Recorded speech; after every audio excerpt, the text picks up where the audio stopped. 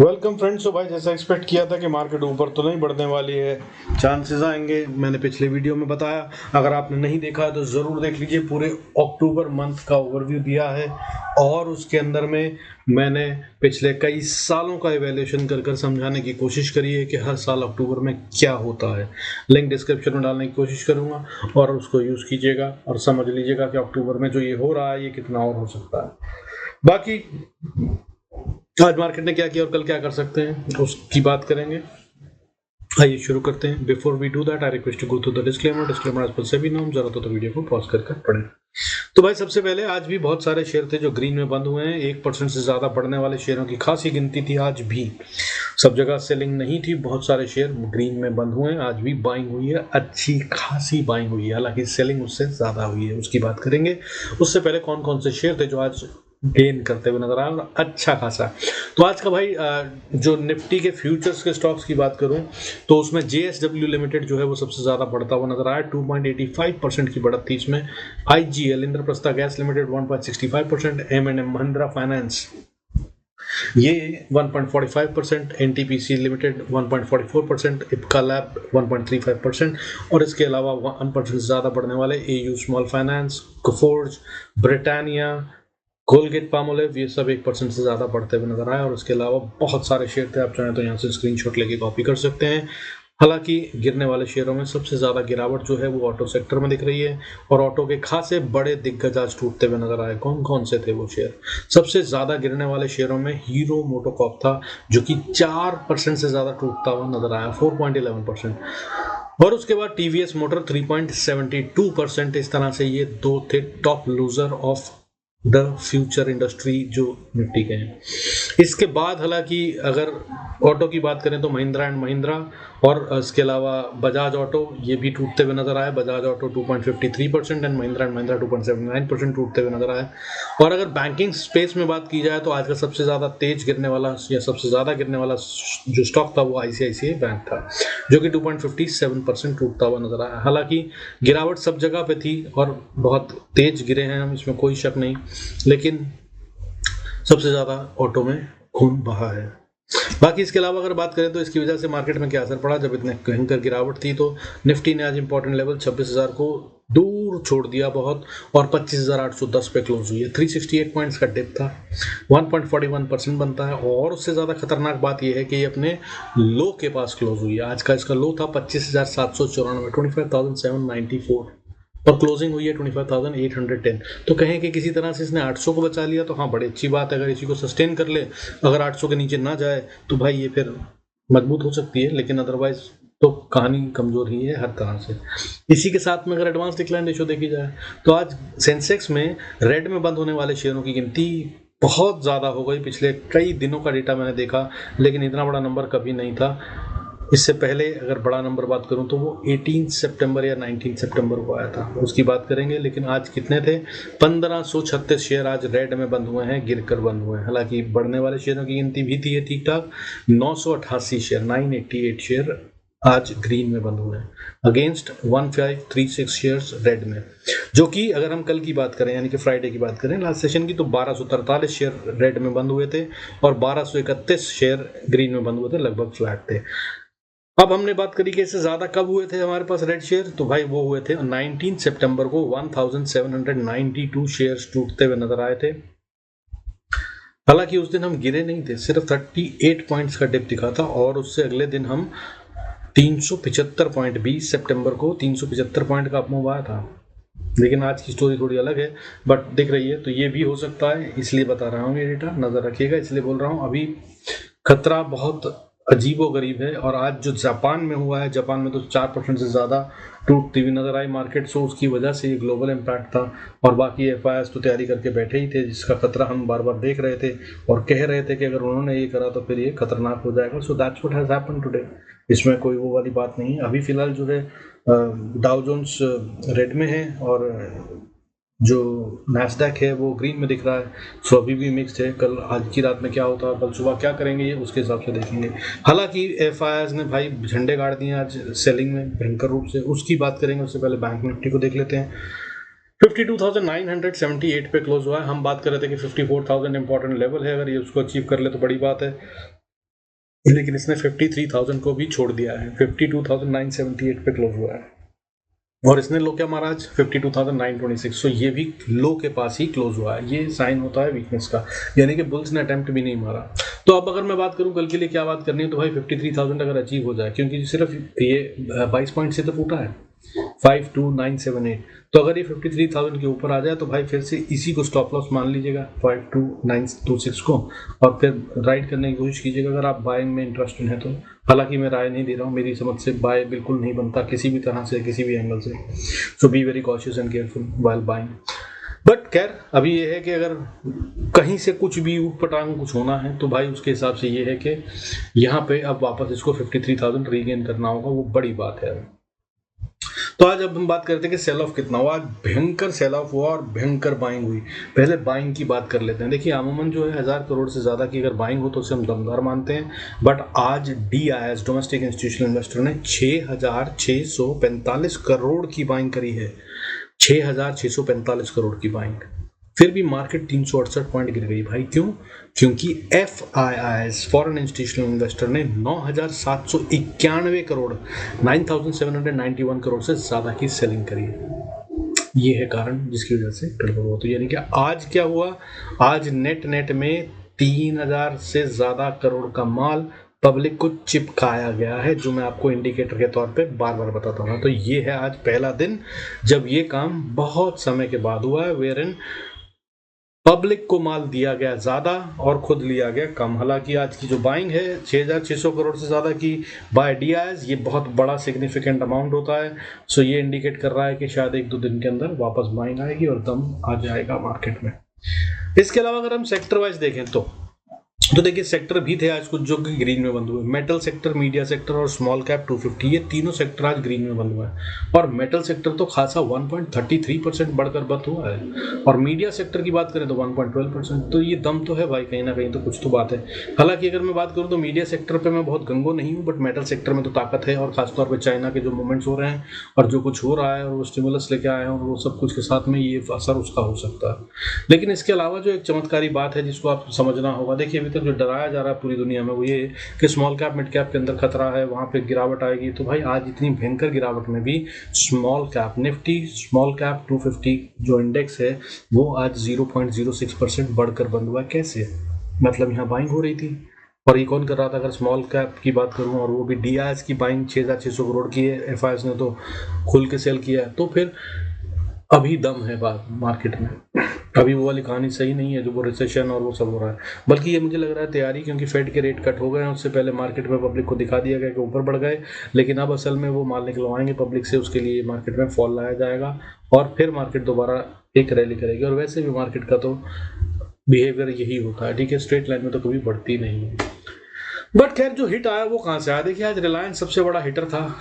आज रिलायंस ने 3.25% की गिरावट दिखाई, लगभग 100 रुपये गिरता हुआ नजर आया, 2953 पे क्लोज हुआ है, खासा कमजोर है। अब अगर ये वापस 3,000 के ऊपर आ जाए तो ये फिर से देगा वही गेम जो मैंने बता रखी है, ठीक है। 3,000 के ऊपर 200 पॉइंट का गेम बनता है, और जिस दिन ये 3,000 के ऊपर 1 घंटा टिक जाएगा उस दिन ये कम से कम 50-100 रुपये देगा। आप चाहें तो उसको यूज कर सकते हैं अगले महीने भी। हालांकि अगर सेक्टर वाइज बात करें तो निफ्टी ऑटो, जैसा कि हमने बात करी, सबसे खतरनाक दिख रहा था, 2.11% टूटकर सबसे ज्यादा गिरने वाले सेक्टरों में से एक है। उसके अलावा निफ्टी फिन सर्विसेज 1.72%, और बैंक में तीनों सेक्टर मतलब overall bank and then private bank and PSU bank सब कुछ रेड में था।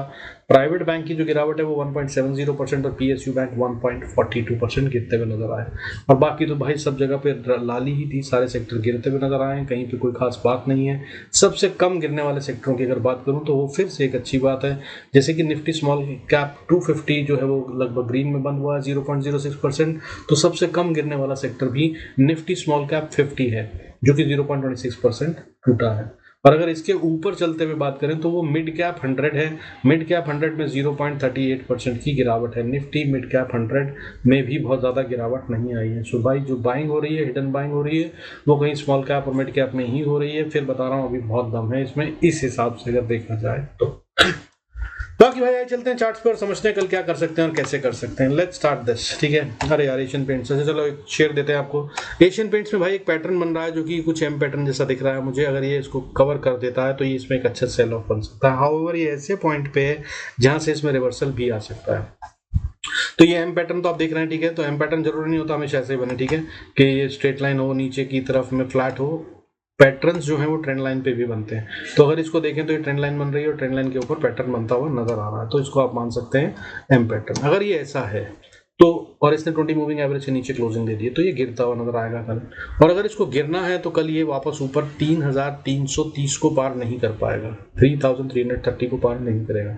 और अगर ऐसा होता है और आप सेल करते हैं तो भाई ये नीचे जा रहा है। इसका पहला टारगेट 3305-6 के आसपास आता है, अगला टारगेट 3290 5 से 90 का लेवल। और अगर इसको भी नहीं बचाया तो फिर ये 3278 तक जा सकता है कल ही कल में। और अगर कहीं वहां पे भी नहीं रुका, जो कि हो सकता है, तो फिर ये यहाँ पे आएगा 3265। यहाँ तक आते थे खासा प्रॉफिट बन जाएगा, और जो कि मुझे लग रहा है कि यहाँ तक ये आ जाएगा। यहाँ तक नहीं आया तो कम से कम गिरावट तो कल दिखाएगा, उसको आप यूज कर सकते हैं। हाउएवर अगर इसको गिरना नहीं है, ठीक है, जैसे मैंने बताया अगर इसको बढ़ना नहीं है तो क्या लेवल बताया मैंने, वो अभी थोड़ी देर पहले बताया, उसको रिवाइंड करके सुन लीजिएगा। और अगर इसको गिरना नहीं है तो आइडली कल ये 3310 को नहीं तोड़ेगा, 3310 के ऊपर ही ट्रेड करेगा। अगर ऐसा होता है और ये ऊपर जाता है तो पहली रेजिस्टेंस तो भाई देखिए 3330 पे आती है। तो अगर आपको ऊपर जाता हो देखिए तो भी आप पकड़ सकते हैं, 3320 पे है। और अगर कहीं 3336 के पार चला जाता है, घंटा भर ट्रेड कर लेता है, तो फिर ये और ऊपर जा रहा है। फिर इसकी अगला लेवल टारगेट होगा वो 3344 से 45 का होगा। और अगर उसके भी पार चला गया तो 3350 से 60 का लेवल है जिसको ये अचीव कर सकता है। और अगर इसके भी ऊपर गया तो राइड करने की कोशिश कीजिएगा। हालांकि एक रेजिस्टेंस जो दिख रही है एक्चुअल में लॉन्ग टर्म में भी या आने वाले समय में वो 3365 की है। हालांकि अभी ये ऊपर जाता हुआ मुझे कम और नीचे जाता हुआ ज्यादा लग रहा है। तो चलिए आइए चलते हैं अब अपना इंडेक्स पे बात करते हैं। तो इंडेक्स की अगर हम बात करें तो भाई देखिए क्या बनाया है इंडेक्स में, पहले उसकी बात कर लेते हैं। तो इंडेक्स में जो आज बनी है ना भाई, वो किकिंग विंडो बनी है, ठीक है। निफ्टी की अगर हम बात करें तो इसको बियरिश किकिंग विंडो कहते हैं। और इसमें बियरिश किकिंग विंडो में क्या होता है, एक कैंडल बनती है जो पिछले क्लोज से नीचे कूद कर बनती है, गैप देकर बनती है, और उसके बाद फिर रुकती नहीं है और सीधा नीचे ही जाती है, ठीक है। और ये गैप अगर आपको नहीं दिख रहा हो तो आप इसको और बड़ा कर देता हूँ, आप देख सकते हैं यहाँ पर देखिए ये गैप है। और ये बहुत अच्छे से दिख रहा है क्योंकि आईसीआईसीआई में भी यही पैटर्न बना है। मैं आपको वहाँ दिखाने की कोशिश करता हूँ, वहाँ ये ज़्यादा क्लियर दिख रहा है। तो ये है आईसीआईसीआई बैंक भाई। देखिए आईसीआईसीआई बैंक में अगर आप बात करें तो ये बनी है बेरिश किकिंग विंडो कहते हैं इसको। इस पैटर्न को भी सीख लीजिए, आज की लर्निंग हो जाएगी। ये है यहाँ पर बेरिश किकिंग विंडो, ठीक है। ये जो जगह है गैप छोड़ी है इसने, ऊपर से फॉल था, फॉल के बाद गिरावट, गिरावट के बाद गैप डाउन, गैप डाउन के बाद फिर और फॉल, फर्दर फॉल, और उसके बाद अब इसने 21 मूविंग एवरेज को भी तोड़ दिया है। तो कल आईसीआईसीआई बैंक का भी एक अच्छा ट्रेड बनता है। अगर कल आईसीआईसीआई बैंक को नीचे और गिरना है तो भाई इसका स्टॉप लॉस जो बनता है मेरी समझ से 1277 1277-78 का लेवल है, ये इसको पार नहीं करेगा। और अगर इसको पार नहीं करेगा तो ये और नीचे जा रहा है। और अगर ये और नीचे जा रहा है तो भाई आप इसको राइड करने की कोशिश करिए। हालांकि नीचे 1250 से 60 के बीच में सपोर्ट है, तो 14-15 रुपए तो आ रहे हैं। अगर कल मिलते नजर आए तो देख लीजिएगा। और अगर किकिंग विंडो एक और बना दे यहीं पे खुले तो सावधान रहिएगा, तब इसको 1260 के स्टॉप लॉस के साथ सेल कीजिएगा। तब ये अगले लेवल 1227 तक जाता हुआ नजर आ सकता है।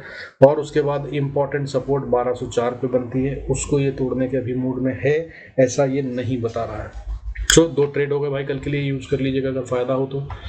और अगर इसको ऊपर जाना है तो फिर तो बात ही अलग है। मैंने बता दिया आपको, पहला लेवल जो है ये इसको रेजिस्टेंस का फेस करना होगा 1292, फिर उसके बाद 97, और उसके बाद फिर 1304 और 1305-7 के ऊपर अगर ट्रेड करता है तो ये ऊपर जा रहा है और मजबूती से, जिसके चांसेस बहुत कम है अभी फिलहाल के डेटा के हिसाब से। अब भाई अगर कल ट्रेड करना है, बाय का ट्रेड लूँ या सेल का, तो समझदारी क्या होगी उसको देख लेते हैं। तो सबसे पहले गिफ्ट निफ्टी की अगर हम बात करें तो हमें कहाँ पे देखना है कि हम क्या कर सकते हैं। तो गिफ्ट निफ्टी अगर कल सुबह मार्केट खुलने से पहले आपको 26,000 के ऊपर ट्रेड करता मिले तो ही सोचिएगा बाय का, अदरवाइज भाई it's sell and sell only. Market के अंदर डेटा ये है। अब अगर नीचे बात करूं तो हालांकि 26,000 के ऊपर भी बाय नहीं बोल रहा हूं मैं, इस बात का ध्यान रखिएगा, मार्केट अभी सेल ऑन राइज की हो चुकी है। अब अगर बात करें कि निफ्टी के अंदर कैसे ट्रेड लेना है और क्या लेवल्स होंगे इंपॉर्टेंट और कल क्या देखना है, तो भाई निफ्टी के लिए जो इंपॉर्टेंट लेवल्स बनते हैं वो ये कि अगर तो इसको ऊपर जाना है तो इसको जल्दी से 25,860 के लेवल को पार करना होगा, और अगर ये नहीं तो यही है स्टिफ रेजिस्टेंस, इसके पार नहीं जा पाएगा। और अगर ये नीचे आता है और इसको और गिरना है तो भाई इसको जल्दी से 25,790 के लेवल को तोड़कर नीचे जाना होगा। जैसे ही 25,790 के लेवल को तोड़ दे तब ये सेल में है, और अगला टारगेट जो बनता है या सपोर्ट जो आती है वो मेरी समझ से 25,656 25,656, और उसके बाद अगली सपोर्ट 25,568 पे आती है। और अगर 568 पे भी नहीं रुका तब ये खतरनाक है, क्योंकि तब ये एक और बड़ा फॉल तैयार कर सकता है और फिर तब ये 25,334 तक जा सकता है। ये है इसकी स्टोरी कल की। हाउएवर अगर ऊपर जाना है तो मैंने जैसे कि बताया 25,860 को पार करना होगा क्विकली। अगर उसको पार कर लेता तो फिर अगली रेजिस्टेंस इसके लिए 934 पे है। 934 को पार करा तो फिर 26,000, ये 26,000 का एरिया जो है ये क्रिटिकल होगा और मुश्किल होगा पार करना, क्योंकि साइकोलॉजिकल भी है और पैसा भी। और अगर इसके भी ऊपर जाता है तो अगली रेजिस्टेंस 26,090, और उसके बाद बड़ी ही टफ रेजिस्टेंस शुरू हो जाएगी। वो जोन जहाँ पर प्रॉफिट बुकिंग शुरू हुई है या जहाँ पर सेलर्स बैठे हुए हैं वो है 26,130 से शुरू हुआ हुआ लेवल, और उसके बाद 150 और उसके बाद फिर 180। ये तीनों लेवल वो लेवल हैं जिन्हें अब निफ्टी को पार करने के लिए खूब जोर लगाना होगा, यानी कि खूब सारा पैसा चाहिए होगा। और इसके पार चली जाए तो फिर राइड करना शुरू कीजिएगा with trailing stop loss. Bank Nifty की बात करें तो बैंक निफ्टी में भी किकिंग विंडो बनी है भाई, गैप डाउन है, ठीक है, यहाँ से अच्छा खासा गैप है। हमने 2 लेवल दिए थे, इसने 2 लेवल क्रॉस कर दिए, नीचे आ गया। आई होप आपने इसको यूज़ किया होगा। और मैंने ये सपोर्ट बताई थी कि ये 53,250-60 के पास रुकेगा, और रुका। खैर यहाँ पे इसने काफ़ी 3 घंटे गुजारे हैं और उसके बाद ये फिर फॉल दिया। तब मैंने अगला लेवल दिया था जो उससे अभी ये थोड़ा सा दूर है, 52,880। ये है वो लेवल।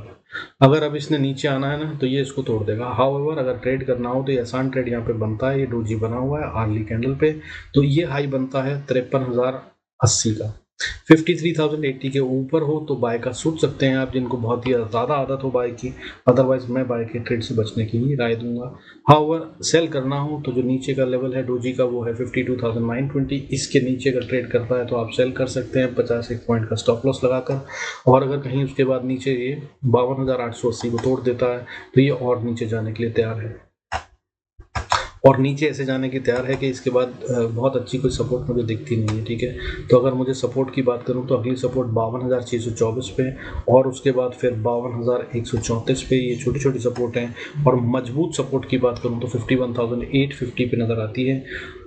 और कहीं अगर इसको भी नहीं डिफेंड करा तो फिर 51,323 पे है अगली स्ट्रॉन्ग सपोर्ट। उससे पहले बीच में छुटपुट सब चलता रहेगा। सो ये है बैंक निफ्टी का नीचे का रास्ता। और अगर इसको ऊपर जाना है तो बड़ा मुश्किल होगा। पहली रेजिस्टेंस 53,250 पे आ जाती है, ये इसके पार जाने में बहुत दिक्कत पाएगा।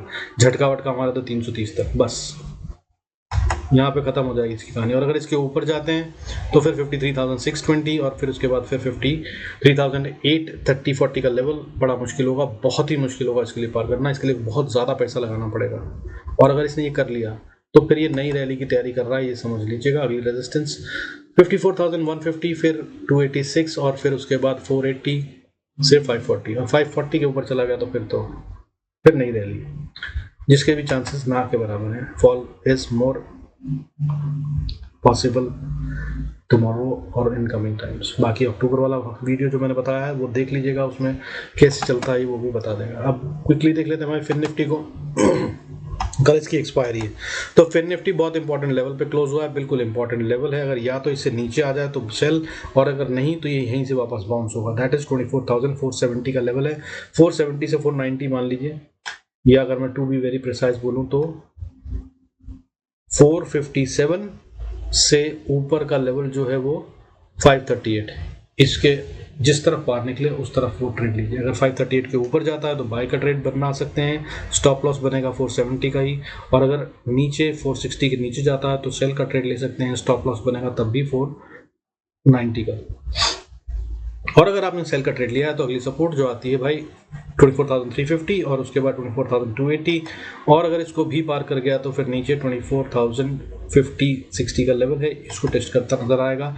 और अगर इसको डिफेंड नहीं किया गया तो होपफुल होने के लिए झटका मारे विक बनाए तो 23,960 और अगर यहाँ के नीचे की क्लोजिंग दे दी तो भाई खतरनाक हो जाएगा, फिर गिरावट और ज़्यादा गहराती हुई नजर आएगी। फिर जितना हो सके राइड करने की कोशिश कीजिएगा और जहाँ भी शॉर्ट बैठे हों हो सके तो उसका स्टॉप लॉस ट्रेल कर अपने रिस्क को मैनेज करते हुए बड़ा प्रॉफिट लेने की और कोशिश कीजिएगा। हालांकि यहाँ तक भी काफ़ी खासा प्रॉफिट आ चुका होगा, लेकिन अगर ऊपर जाते हैं तो पहली रेजिस्टेंस कहाँ थी? तो भाई देखिए, अगर इसने मैंने कहा आपको 25,540 के पार बाय का ट्रेड अगर आप लेते हैं, हालांकि मेरी राय में बिल्कुल नहीं लिया जाना चाहिए, तो फिर अगली रेजिस्टेंस जो है वो 705 पे है और अगर इसको पार कर लें तो 780, 812 और स्ट्रॉन्ग रेजिस्टेंस 24,850 और अगर इसको पार कर जाता तो फिर अगली स्ट्रॉन्ग रेजिस्टेंस 900 से 910 का लेवल और अगर इसको पार कर लेता है तो फिर ये थोड़ा सा मजबूत है, यानी कि बियर्स को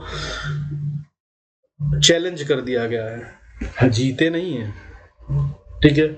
और इसके बाद ये बन जाएगा हेड एंड शोल्डर अगर ये यहीं से गिर जाता है तो, लेकिन अगर ये यहां से ऊपर जाता है तब आप स्टॉप लॉस को अपने शिफ्ट कर 24,880-90 का रखिए।